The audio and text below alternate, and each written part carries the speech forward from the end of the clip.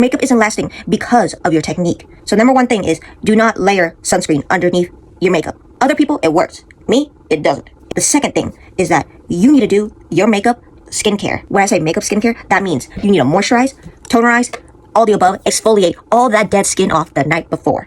The third thing is that you need to understand what your skin is. And when I say that, I mean, today, I still have dry patches of skin. I'm gonna have to use something more serum-y.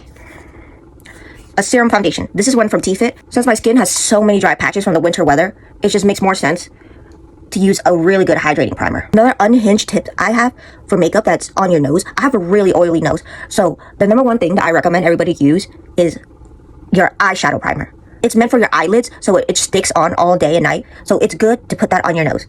Me, I don't have a good eyeshadow primer yet because I'm broke. Now that we go in with foundation, you need something like a spatula to even out the foundation layer. If you want it to last, you need to make sure that you can even it out.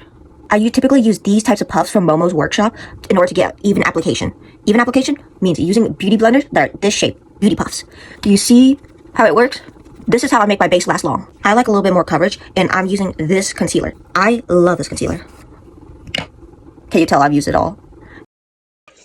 So for your powder, you really need to go light-handed, which means you're using a brush. These are 3 powders that I recommend: Charlotte Tilbury, Hourglass, and NARS. As of right now, the NARS ones is my favorite, but an OG was a Charlotte Tilbury. You cannot use a powder puff with these powders. When I say that, I mean baking is not going to make your makeup last. It's just going to make it look really cakey, and I never recommend that. Powder will save your life, and that's how I make my makeup last. Let me show you the final results in a second.